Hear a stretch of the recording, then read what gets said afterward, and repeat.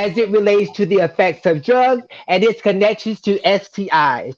It is where a distinguished group of panelists share our stories and things that we have endured in our lives in hopes of helping someone who has an addiction or someone that knows someone that has an addiction.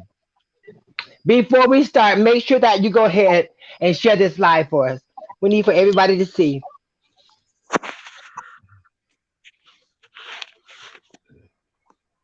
Are we muting our mics when we speak?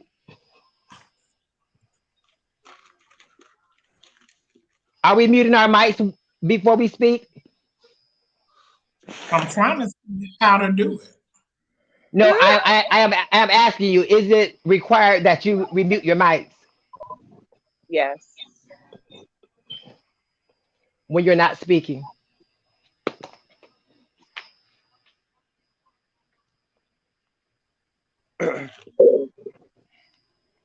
Okay, we're about to begin. Hello, hello, and once again, my name is Aja, and I was chosen to host this evening. I currently reside in the beautiful city of Orlando, Florida. I also reside on the advisory board for Divas in Dialogue, which is a support group for trans women of color here in Orlando. I have been a longtime activist and advocate for all LGBTQIA for well over 30 years. This is how it's going to work. Panel, after you introduce yourself, I will ask you a personal question so that our viewers will better relate and understand us better. So, also, viewers, if you have any questions or comments or would like to present a question, please feel free to chime in at any time, and our producer will review the message board, and will try to address them if the time permits. Up first, we have our creator and our executive producer of this podcast, Miss Natalia. Go ahead and introduce yourself for us, Natalia. Hello, my name is Regina Livingston, and I am the Executive Director of Unspoken Treasure Society. I am so happy to be here tonight to communicate, inform, and educate you all. Thank you. Natalia, personal question for you. What was your vision for creating this type of Say it again. Say it again. Ah, she's froze. Natalia? Regina. What was your vision for creating this type of podcast, and why is it important to you?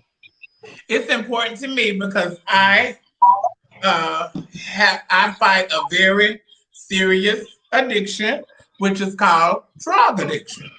And I have been through some trials and tribulations related to my drug addiction. So I think that being informative and being transparent with people who are going through my same battle is very important, and it's key because people sometimes think that they're out here alone going through the struggle. So I felt sharing my struggle and the struggle of some of my peers that I'm friends with and have been friends with for years was important. I felt like that was important because it's going to help someone. And it's like a testimony for people still going through the struggle. And even though I'm still going through the struggle, I'm just up a little bit. So I feel like if I reach down and pull up those who are not where I'm at within my struggle, that we can all come up together.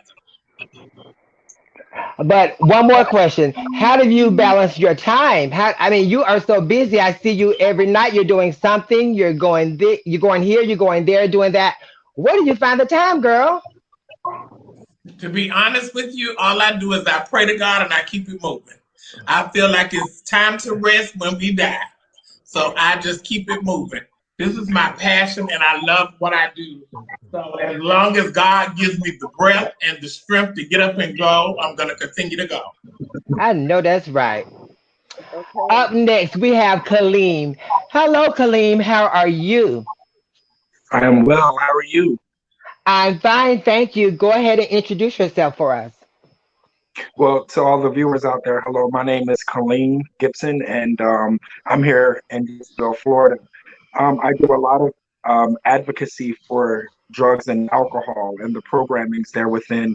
I am an alumni and an advocate for an organization called Operation New Hope Ready for Work, which helps with the recidivism rates and just helping people get established after, if they've been affected by the judicial system, things of that nature. They offer stipends and job training and things of that nature. So I am honored to be a part of this panel, and that's about it. Continue to do the good work. Okay, question for you. You have such an inspiring and humbling voice. Now, I've heard that you advocate that marijuana is a drug. Although many people are dismissive to it or disregard it when you are talking about it, why is it important for you to push this? That's a good question. The reason why it's so important for me to push it is because for a long time in the midst of my addiction, I too am an addict. My clean date is November the 10th, 2016, and that is my most precious gift. The reason why I think it's important for us to know and identify marijuana as a drug, whether it's legal or not, whether you have a green card or not, is because I've tried to smoke marijuana, to stop from smoking cocaine and things of that nature. But at the bottom of every blunt was a piece of dope for me, and Mm. it's a gateway drug. Any mood or mind altering substance that cripples you into believing that you need it in order to function as a drug. That's why it's very important to me, because I believe in my heart and in my spirit that it will eventually weed's not going to be enough. Okay, I understand that a bit, and I can feel that because once I stopped my drug of choice, I was searching. I was searching for another drug. I still wanted to be high, so I tried marijuana, and the marijuana, I had the same effect. So, I mean, it made me stop that as well, and I can definitely identify with that because and then also there are people out there that are smoking marijuana for the same and doing some of the same things that people under a quote unquote harsher drug is doing. I know boys that's doing it all just for a little of nothing. You feel me on Yes, that? yes, yes, yes. I mean, and people are looking at. I'm sorry, I don't want to. This is just the introduction stage. You hit a button, girl. You hit a button. Mm, okay. Okay. Thank you for that. Thank Up you. next, we have Dora. Dora, hello. How are you? You. How are you, baby? Let me see. Come closer. Oh, yeah, she got her lashes on. Are they Go ahead. alone? Oh, yes, they are. And that blue is love. Anyways, go ahead and introduce yourself for us, Dora. Well, I'm Dora Kayla Bosch. I currently live in Lake County, Florida. I am from Polk County, Florida. I am a drug addict in recovery. It is a process every single day. And I'm there to be there for the people like me. Thank you. Dora, listen to this. You strike me as a person who really cares about what people think or perceive of you. In the wake of DMX, Whitney Houston, Michael Jackson, Prince, and so many others, do you think this caused them to conceal the severity of their addictions and not share that there was actually a problem? And do you do the same? Could you repeat that, please? I will. You strike me as star status, and that you may somehow care what others think of you. Mhm. Is that, I mean, do you think that causes you to hide or conceal the severity of your addiction? I would say yes, because, you know, people are so judgmental, and sometimes judgmental words can take you lower than the level that you're on, that added negativity. You're already going through something, you're already in a struggle. And sometimes it's not good to have all more negativity. added onto the stress things that you're already going through. So I would say, Thank you for that. Up next, we have Mulan Montrese Williams. Go ahead and introduce yourself for us. We can't hear you. You can hear me now? Yes, ma'am. Hi, everyone. I'm Mulan Montrese Williams. I am the outreach coordinator for Miracle of Love, as well as the executive director of Duties and Dialogue, born right here in Orlando, Florida. Mulan, question for you. Some people do these types of podcasts for the clout or some type of personal or monetary gain. Tell us why you are committed to doing this type of work. A couple of reasons I could think of right offhand. First reason is because um, when we did the first one, it did something to me. It was just, it was like magic. And I resonated so much because I am a drug addict. I've now been clean. Coming up this month on April 22nd, I will be clean for, I think, 18 years now. Um, Wow. yes, I'm excited about that. Yes. Cash App. But yeah, and I mean, and because Natalia's my sister, you know, and after the first one, I remember telling her like, because initially that was going to be the only one I think, and I was like, girl, that was some good. This need to keep going. It need to keep it, going. it does. And see, you got me joy, and I'm still here. I love it. Thank you. Okay, this month I was thankful to have two extra special guests. Are they both on?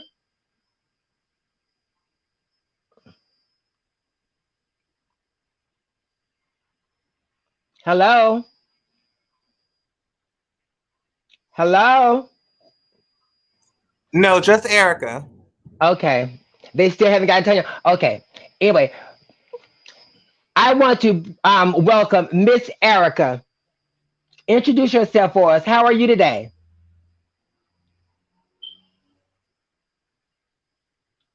We can't hear you. Take your phone off Okay. mute. Okay. Now,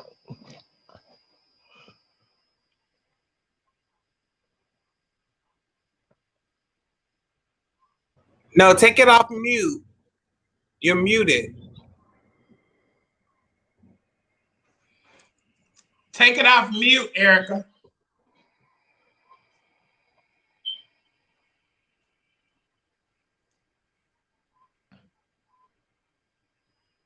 Okay, you need to move on, Aja. okay, we'll get back to her if she comes in. Okay. Is Tanya here or no? No. Okay. Tell us your story.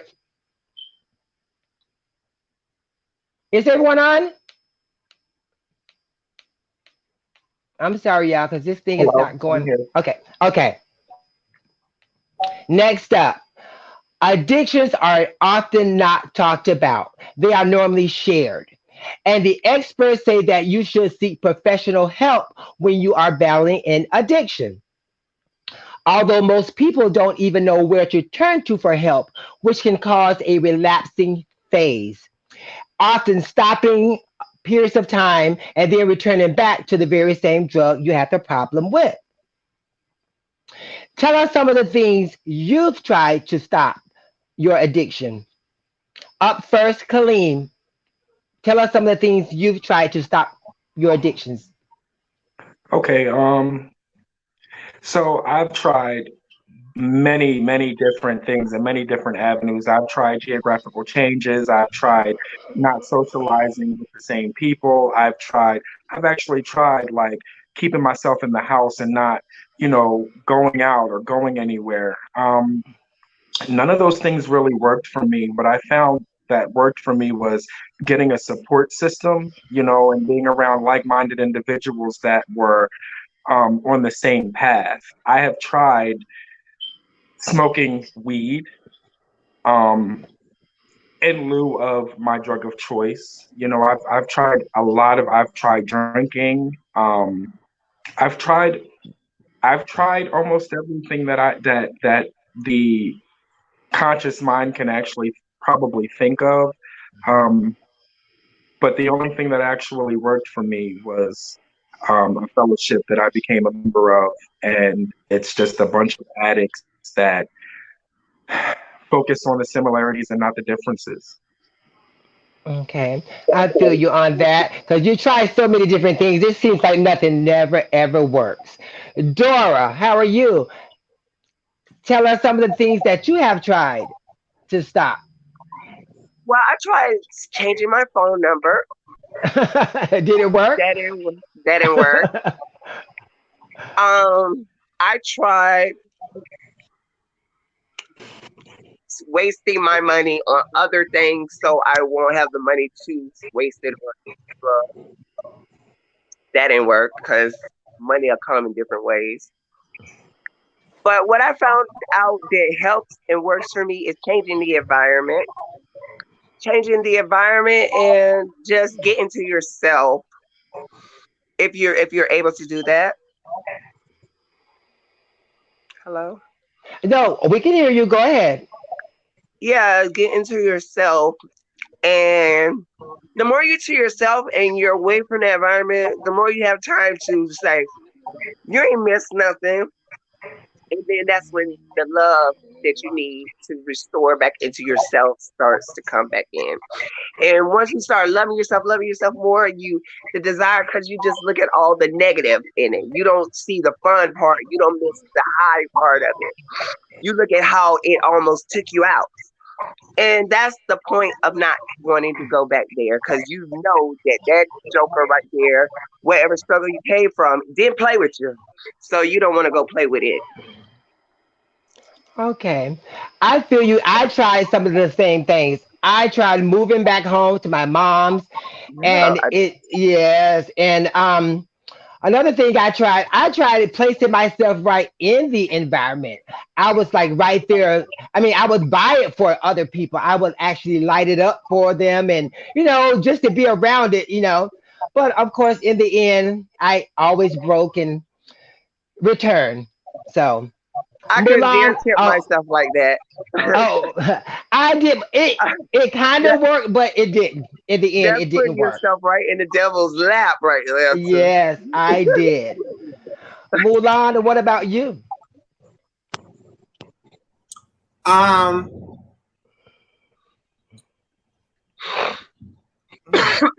well, what I tried, it worked. I stopped my addiction. Well, I had no choice but to stop my addiction because I went to prison.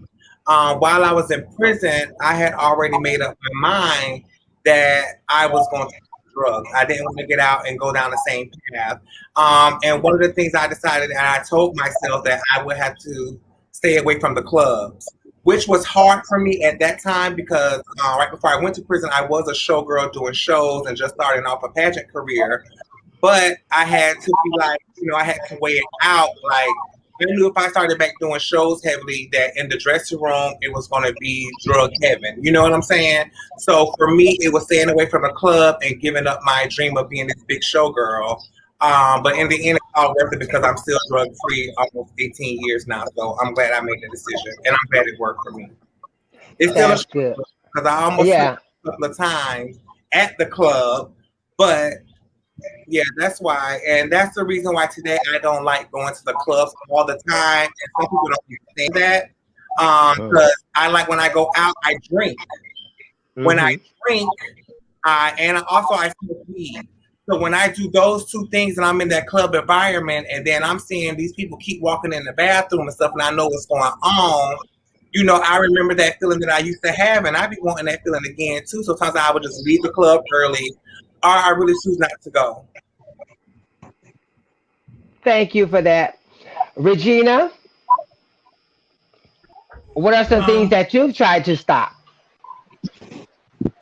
um, One of the ways that I've tried to stop is I tried to hang around different people. I used to blame my crowd. I used to blame the environments I was hanging in. So what I would do was start hanging around different sets of people. I would go to different areas, but what I learned that was the wrong message that I was sending my brain, because when I went in those other places, I still was who I was. And so my mind was on getting high. So it didn't matter who I went around, who I dealt with, the surroundings. It's up to you. And I'm not saying that you're not supposed to change people, places, and times, but you're supposed to change you and what's on your inside first. That's the first thing you have to change. And then you change the people, places, and things. Because if you don't change your inside, your outside is going to remain the same. So that's how I tried to change it, but it didn't work. So I had to back it up and change my inside.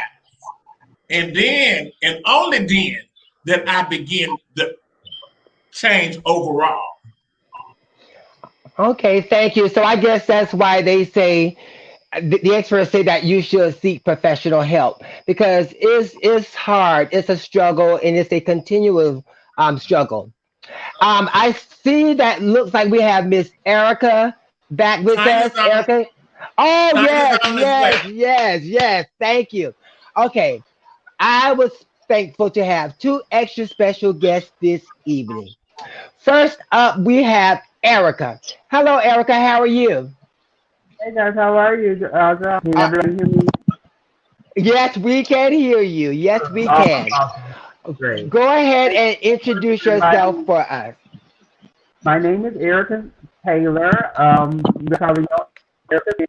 I grew up in Orlando. I am currently in Toledo, Ohio. I sit on the board of an agency called Equality Toledo, where we do advocacy and testing and referrals and things like that.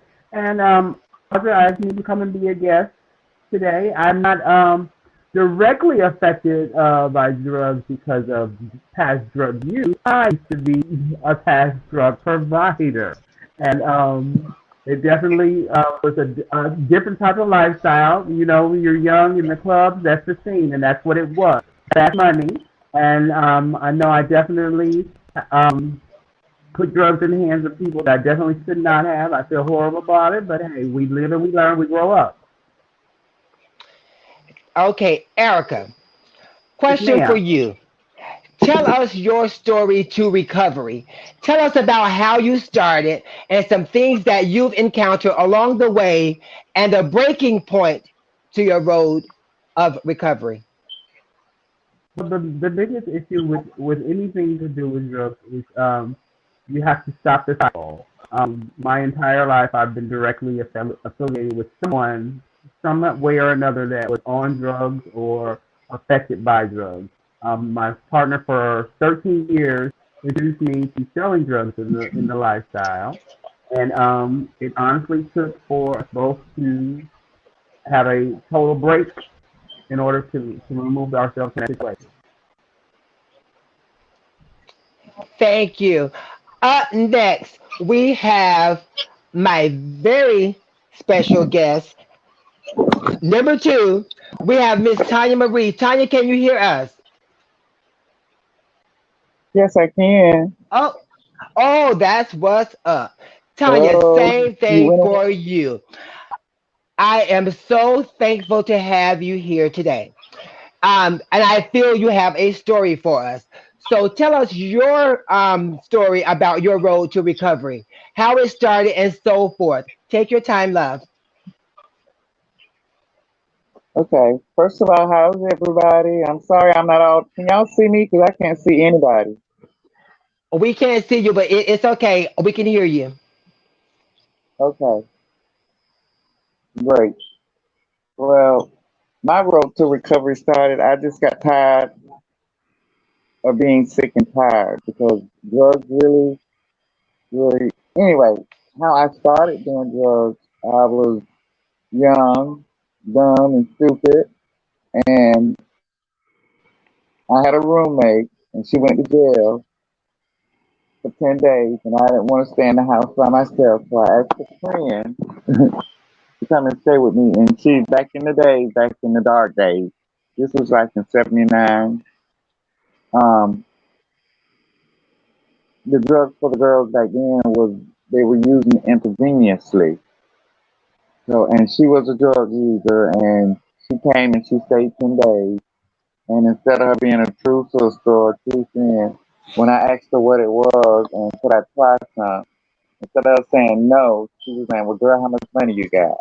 So Oh, anyway, but that was my decision. Bottom line.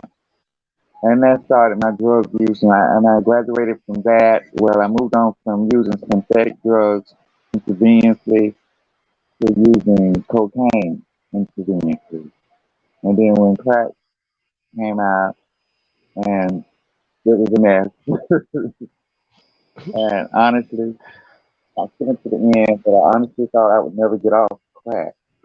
I did. And then I ended up coming to Orlando. Of course, everybody knows that those who did not know, I worked so vigorously. And the first night I came to Orlando, um, to tell the story, my mother gave me some money to come to Orlando, and I went to the bus station to catch the bus, but the bus didn't leave about till 5 or 6. And I took the money and went somewhere and smoked crack. And I left, I think 2 days later, but I went to Orlando with $10, and I went on the trail.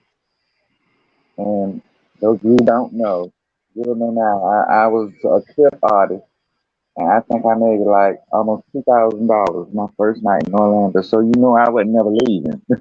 all right. Same here. so, so you know I wasn't never leaving. So and it started from there. But to me, when I think back on it, I'm saying you needed it to have the courage to be out in the street because I wasn't there getting anybody caught, and I can't understand how I was doing that and was comfortable with doing it. But it was the drug addiction that gave me the confidence to do it. You know, no matter what happens, I'm going to get this. So I got sick and tired of being sick and tired, and I got tired of going to jail, going to prison. And the last time I went, I said, "This is no more." And then I met a man, and I knew in order to keep that man, I wasn't gonna be able to do all that. So I've been clean since what 2008. That is wonderful. That is wonderful. But it was a hard struggle. It was a very hard life. It was, and I'm suffering it for it now because I have so many ailments, and I know it's from all the drug use, and I wasn't taking my medication. I was on blood pressure medicine for 10 years and didn't take one pill. So all this is catching up with me now. But I'm still here by the grace of God, and I'm drug free. So, how much do you think the drug use caused your ailments? All of it. I think it played a big part, a very big part in it, because I abused my body You and I go constantly back a for long years, time. You and I go back a for like long 30 time, and years. yes, and we've had a lot of mutual girlfriends, probably hundreds. And how many of them are here, and how many of them are already gone? Well, majority of them are gone, It's but only I maybe a mean, handful. right. Mm, We've seen a lot fall by the ways, but by the grace of God, we're still here. right. I'm still here. Hmm. Yes, thank God. And I wish we could have saw your face because I haven't seen you face to face in a long time. But I'm going to get to you. We're gonna move on. Okay. Thank you, though. Okay, Well, no, hold on. Stay on. You're still on a part of the podcast. While most people with okay. addictions While most people with addictions don't know the core reason they are using drugs in the first place, they think they may be using drugs because of a current event. I feel it is biological or environmental, things that could possibly happen maybe early childhood or so. Tell us what you think the root of your addiction was. Mulan, go ahead and kick this off for us. Tell us what do you think the root of your addiction was? Um, well, for one, I can say it could have been hereditary because my mother, she was an addict. But mine came from pure my environment. I had people at my home, and they offered to me, and I took it, and it went from there. I enjoyed it. I liked the way it made me feel. So that's what started it, peer pressure, and it probably is. My mother was an addict as well. And like I remember you saying, is it okay if well, I should have asked you early on, but I was thinking about you. I heard all of the stories you used to tell me, and this one story stuck with me, and I'm kind of thinking your core goes back just that far. When you were telling me about you were dropped off to be with your grandmother, and that can play a lot on that too. Could you I share? actually wasn't dropped off to my grandmother. I was put up for adoption, and my grandmother went to get me. But that's a whole nother story. Okay, it is a story now. Tell that story. uh, That's your core. We want to hear that little story. We can hear it. oh my Oh, God. I'm not going to force you to tell it today if you don't want to tell it. Well, I basically just told it. My mother put me up for adoption here in Orlando, and my grandmother went to get me. She came back like a month later to the adoption agency to try to get me back because she didn't know her mom, my grandmother, adopted me, got me from there. So that's what happened. And I feel like you held some type of resentment towards that because you have other siblings that had a chance to stay, and you felt isolated. Like why wasn't I able to stay? Do you think that could be part of it too? It could be, but I think the main reason was peer pressure around hanging around the wrong people that had it in my face. My family never had it in my face. It was my friends that had it in my face. Regina, what do you think your core is? Your root of your addiction was? Unmute your mic, sweetheart. I think the root and the core to my addiction, uh, it was from trauma. It was from personal traumas that I experienced from childhood and traumas that I experienced growing up, and lack of self confidence in my young adult life led me to want to try something that was being done around me. And when I got with a gentleman that I had a crush on, it was kind of like one of the first and only times in my life I kind of was a follower.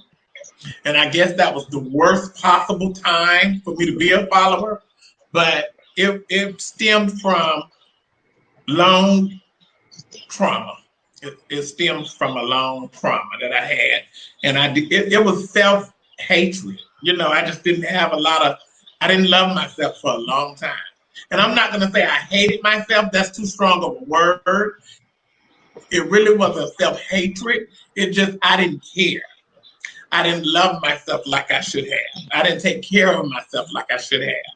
And so I sort of let myself fall by the wayside. And so that's my vice. I can definitely relate. Miss Erica, are you still there? Erica, tell us what do you think your core or the root of your addiction was? Um, money. That was always the issue for me. Money.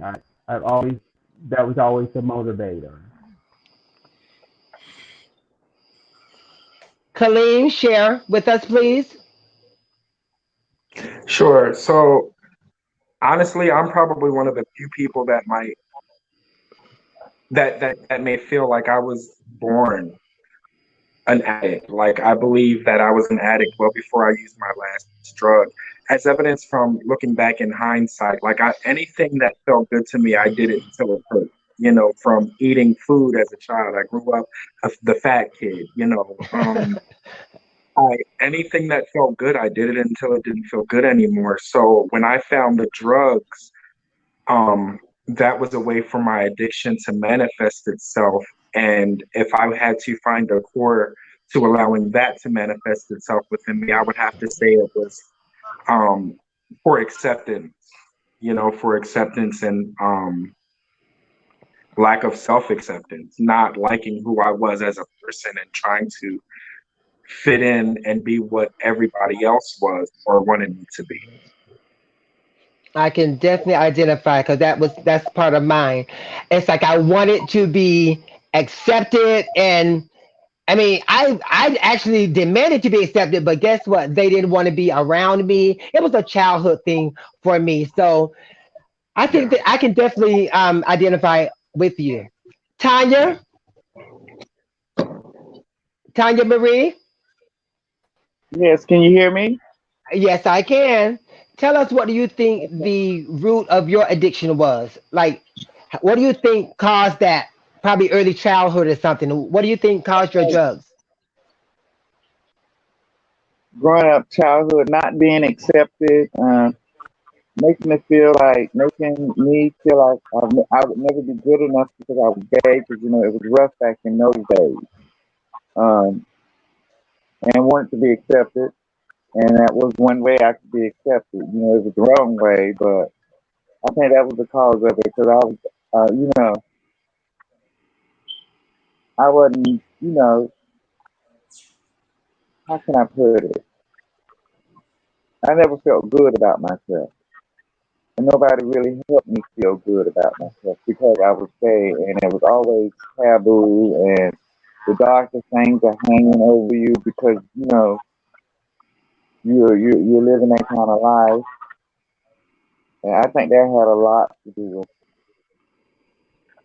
Understandable. It's what I that's did. seems Yeah. like it's a core for the all of us. Dora, what about you? I haven't forgotten about you. What about you? Unmute your mic, sweetie. And what was the question?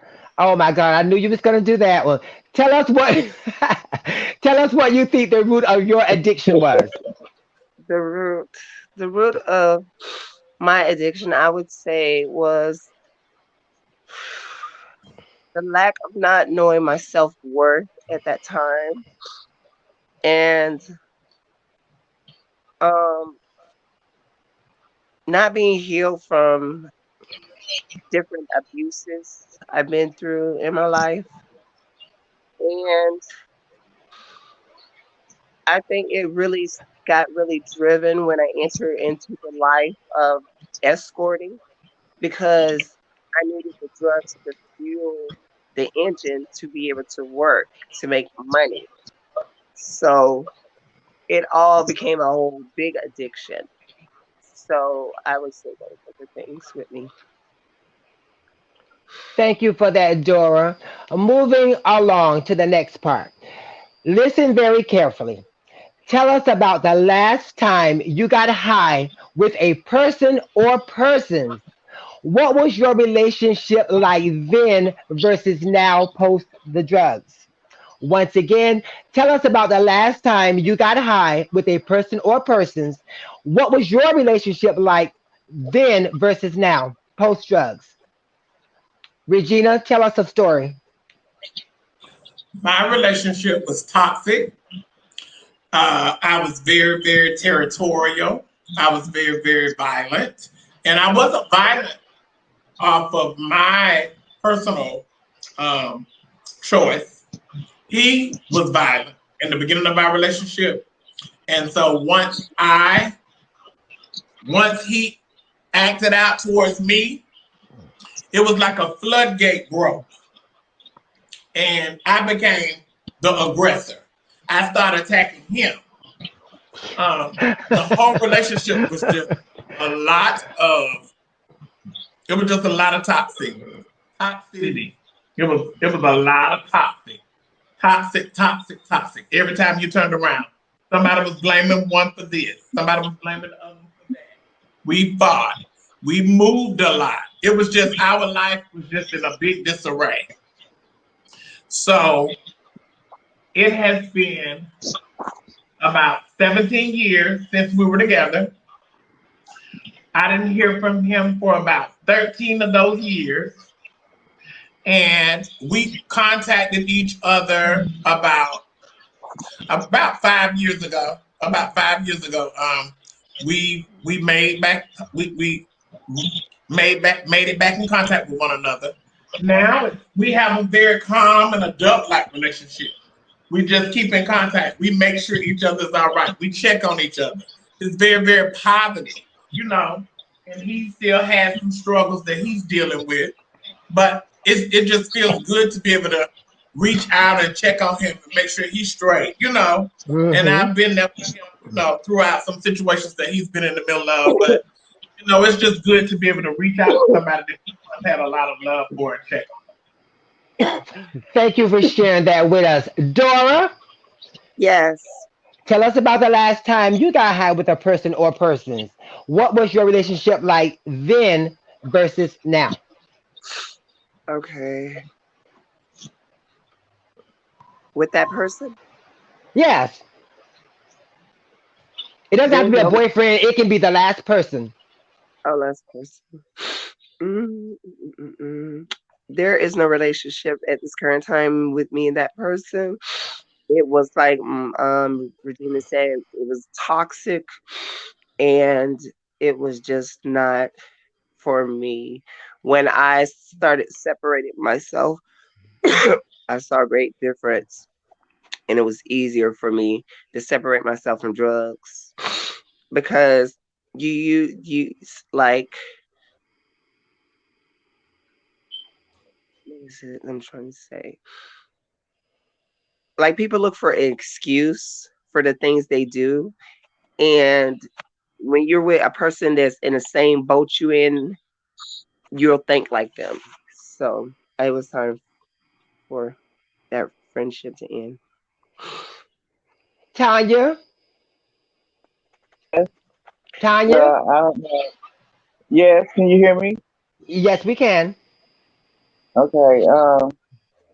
Well, I stopped getting That, high with people a long time ago because my trip was so bad. And by the time I get through tripping and sit back down to the table, all the drugs was gone. mm-hmm. So I started getting high by myself. Lock up in a room and just get high by myself. And I didn't have to worry about that. And then I can trip as much as I want to. It's really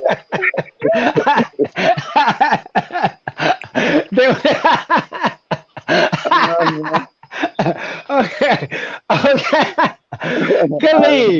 I, Khalid, share a story for us, please. I really, Listen, when you picking stuff out of the carpet that you ain't even dropped, it's best to do that.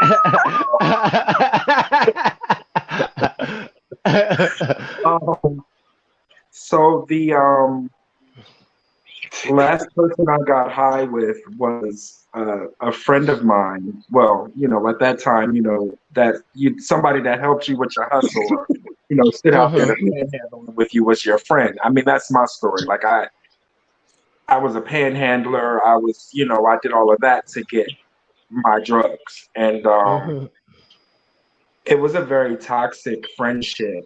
Um, Looking back, it was like, I would tell you or somebody else that's the only person I trusted. You know what I mean? But in hindsight, when it was just us, you're the one that took you're the one that took it. I didn't smoke it. I know mhm. what the whole time I done smoked it, smoked some of his, but it's just any relationships that I had when I was getting high, they were all of a toxic nature. If not, they didn't start out that way, they ended up that way. But this person was, you know, if there was a significance to be held, had the most significance in my life at that time. And the relationship that I have with this person now is I encourage them to come to NA meetings and to meet me there. I don't have a personal friendship with them because I'm learning that people, places, and things play a major part in me staying clean. So, in fact, I ran into this person. Well, this person called me, and I had to do what's called a 12-step call, and I called another addict, and we went and got them and took them into treatment. But that's the relationship. Is I'm here to help share my experience, strength, and hope with you on how to get and stay clean. Thank you for sharing that story with us. Erica, Erica,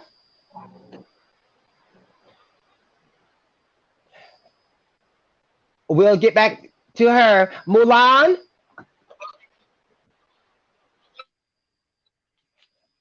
Mulan, where you girls at?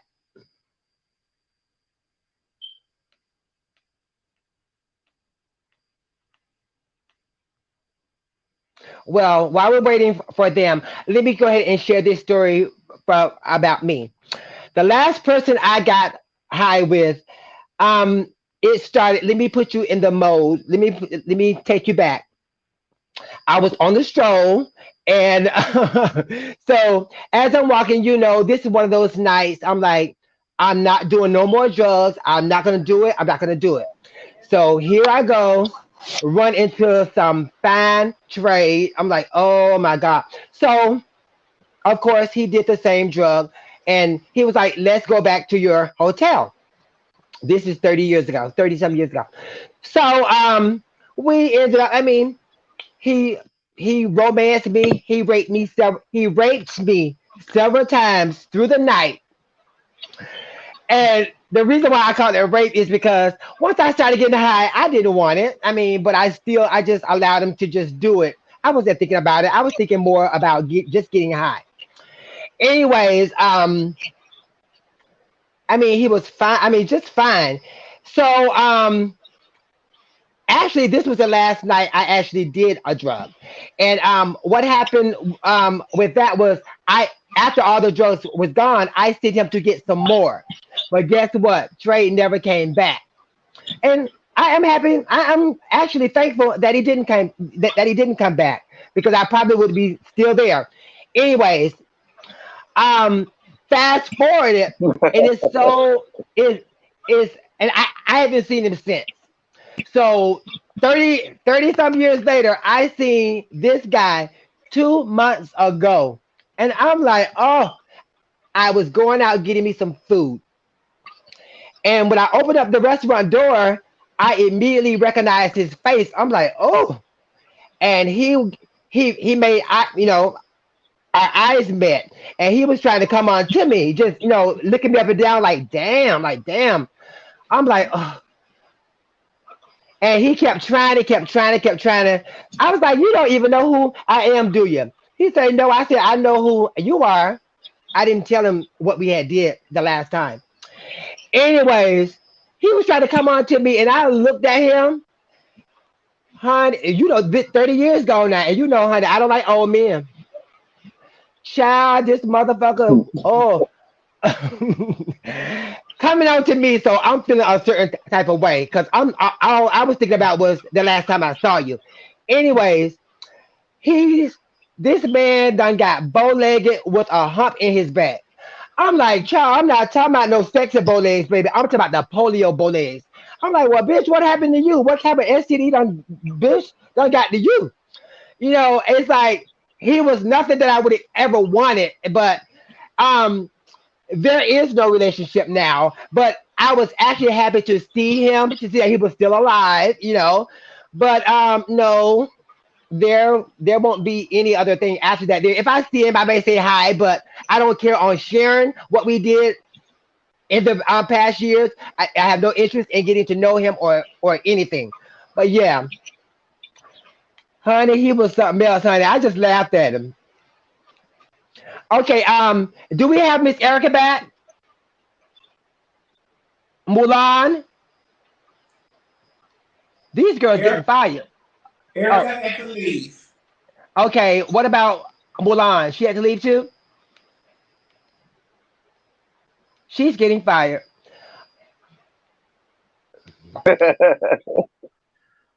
Okay, Natalia, can you check the message boards or anything to see if we have any questions or the comments?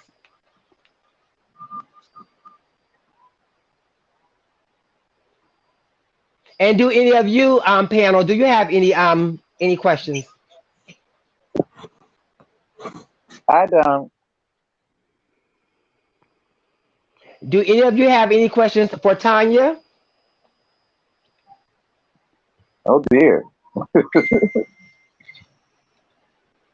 Go ahead.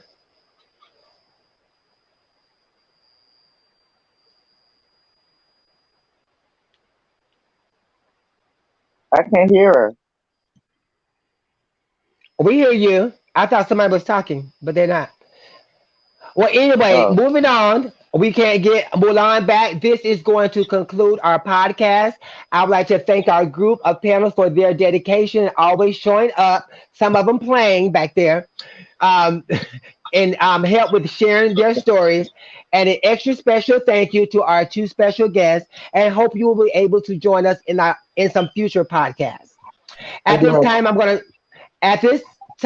I'm going to turn it over to our executive producer to close us out and plug in some upcoming events or helpline resources. Natalia, go ahead for us.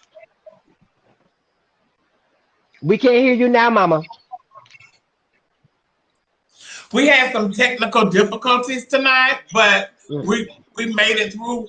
Tonight was like a trial run of the StreamYard, and I realized tonight that we will no longer be using StreamYard. So next week we will be back on next month. We will be back on Zoom. Um, and I do have a question. Hold on. I did get a question. It says she's asking the forum, do you feel like peer pressure from friends or environments at clubs keeps you from staying committed to your sobriety journey? I would say it can be to some people, and it no it it's like when you're weak, you can't go out in those environments because you'll never get strong enough to be able to sustain in those environments because those environments might be needed, for us to go out and help people that's had the same struggles we have. So I would say it's not wise if you're trying to be a strong person in something to bring yourself into that environment. I wouldn't do it. It didn't work for so me. absolutely. And if I could piggyback off of what Dora said, the old saying, birds of a feather flock together. So, Yeah. if you're trying to get clean and or sober, whatever terminology you choose to use, to me, alcohol is a drug. So I say clean. Um, you kind of need to check your motives as to why you're in that environment. You know what I mean? And that sounds more like a reservation to me. If you want to get clean, a dream without footwork is fantasy, no matter how you do it. And that footwork would be you staying away from those type of environments. So to answer your question straightforwardly, yes, it does play a part in you getting clean. Peer pressure is real, and peer pressure is called peer pressure for a reason. Not just Yeah. it doesn't just happen to children; it happens to adults too. Peer means the same, not just a teenager or. So um, definitely, definitely. And sometimes people will see you get an advance in something that they're still struggling with, and they'll hate on you for that. So of course they'll offer it to you and make it easier for you to fall. So that's why it's good to separate yourself because everybody don't have the same finish line prize as you do. You get it? So Yes. Hi, Kendall. For me personally, I know that you have to change people, places, and things. There's no way out of that one. But like I said, you have to also change your mindset. You have to change who you are as a person because you are your worst enemy. Because it's not just about who you hang around. Because you yourself, if you still have it in your mind that you want to get high, you're going to go get high regardless. You're going to go get that drug by yourself and go get high by yourself. So it doesn't matter about who you hang around or who you be with. When it's in you, it's in you. And so you're going to get high one way or another. So we can't spend our lives and our time blaming our drug addiction on other people because it wasn't those people who still was pushing those drugs into you while you was alone. You know, because some people get misguided and they just feel like everything is a blame thing. And everybody are victims around them. And we're all toxic and haters. But that's not the case. The case is you are failing miserably to your addiction. And so you have to take accountability for what you have going on with your inner self before your outer self can release those demons.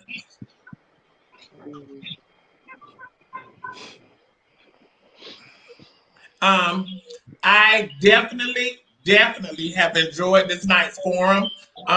And like I said, I apologize for the wait, we have one more question. Does depression and drug addiction go hand in hand? Very much so. Yes. Very much so. Very much so. It can affect you very badly. We can all talk at once. I think it's whoever the high. But we can't talk at one time. Dora, go ahead. Yes, because it played a big role in my drug history, depression, because when you get sad and lonely, you don't have no one to talk to. The dope man always answers his phone. What could be is a trap. But yes, because that's where you find your comfort in, and that's what you seek when you're looking for a comfort zone that you're, used to. So. Unmute yourself. Part of the fire? What you say? Unmute yourself. Unmute yourself, honey. Now, what were you saying? I was just saying, I wanted to again thank everybody for tuning in. We will be with you again next month, and we will be back on Zoom, so y'all won't have to worry about these technical difficulties. And we will have an amazing special guest next month. I already know who she is, and you all are going to love her. And we will see you all next month. Love you, and goodbye. Good night. Thank you.